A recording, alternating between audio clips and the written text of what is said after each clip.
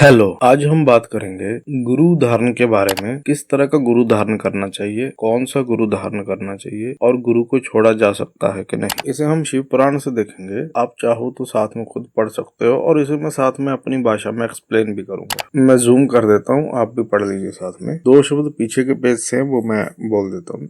नाम के गुरु से नाम मात्र की ही मुक्ति प्राप्त हो सकती है। जिन्हें तत्व का ज्ञान है वह ही स्वयं मुक्त होकर दूसरों को भी मुक्त करते हैं। तत्वहीन को कैसे बोध होगा और बोध के बिना कैसे आत्मा का अनुभव होगा। जो अनुभव से शून्य है वह पशु कहलाता है। पशु की प्रेरणा से कोई पशु तत्व को नहीं लांघ सकता। अतः तत्वज्ञ पुरुष ही मुक्त और मोचक हो सकता है। अब इससे आपको साफ पता लग गया कि आपको किस तरह का गुरु धारण करना चाहिए। इसे मैं बता देता हूँ कि जो गुरु स्वयं अपनी आत्मा का ज्ञान कर चुका है वही दूसरों को भी आत्मा का ज्ञान करा सकता है। जो स्वयं अपनी नैया पार लगा चुका है वही दूसरों की नैया पार लगा सकता है। जो स्वयं मुक्त नहीं है वो तुम्हें मुक्त कैसे करेगा। जो स्वयं मुक्त नहीं है वो तुम्हें मुक्त कैसे करेगा। जिसे स्वयं को ज्ञान नहीं है वो तुम्हें ज्ञान कैसे देगा और कैसे मार्गदर्शन करेगा। जिस गुरु को रास्ता पता होगा वही तुम्हें रास्ता दिखा पाएगा, दूसरा गुरु नहीं। तो इसलिए वो गुरु चुनो जो रास्ता जानता है। इसलिए गुरु उसी को चुनो जो स्वयं मुक्त हो, जिसे स्वयं को आत्मा का ज्ञान हो, जो स्वयं पशु तत्व से परे हो और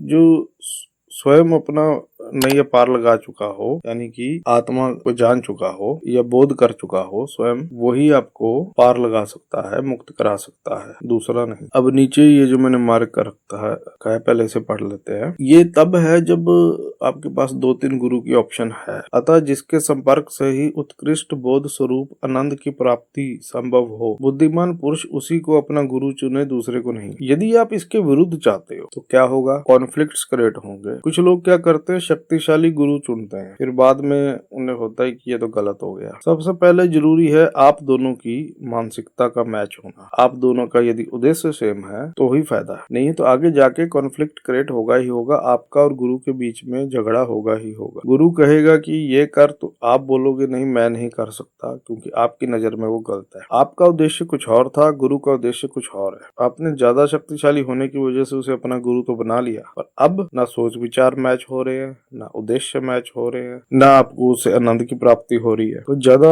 शक्तिशाली गुरु का लालच भी नहीं करना चाहिए कभी कभार, यदि उनकी उद्देश्य ही कुछ और है बिल्कुल। फिर अंत में ये होगा, आपकी उन गुरु से लड़ाई होगी और आप उन्हें त्याग देंगे, क्योंकि आपके पास और कोई ऑप्शन नहीं। इसलिए बुद्धिमान पुरुष को उसी गुरु चुने जिसके साथ उसको आनंद महसूस हो। अब नीचे पढ़ते हैं, गुरु को छोड़ सकते हैं कि नहीं। जिसके पास 1 वर्ष तक रहकर भी शिष्य को थोड़े से भी आनंद और प्रबोध की उपलब्धि न हो, वह शिष्य उसे छोड़कर दूसरे गुरु का आश्रय ले। अब यहाँ से एक बात तो क्लियर होगी कि हाँ जी, आप गुरु छोड़ सकते हो। दूसरा, पखंडी गुरु जो है उन्हें तो आप बिना सोचे समझे भी छोड़ सकते हो। जैसे एक आपने प्रेमानंद महाराज की वीडियो देखी होगी जिसमें एक लड़की को या स्त्री को आई थी कि गुरु जो है तन मांग रहा है। अब वो तो सरासर पखंड है, क्योंकि उन्होंने भी अच्छे से बताया गुरु जो है पिता समान है। तो आप पखंडियों को तो बिना सोचे समझे छोड़ सकते हो, इसमें कोई पाप नहीं लगता है। और दूसरा, यदि आपको लग रहा है कि हाँ गलत गुरु चुन लिया, उद्देश्य मैच नहीं हो रहे, आप कुछ और चाहते हो, गुरु कुछ और चाहता है, तो भी आप इसे छोड़ सकते हो, कोई दिक्कत नहीं है। चलिए मिलते हैं नेक्स्ट वीडियो में। लाइक, सब्सक्राइब, कमेंट और शेयर करें।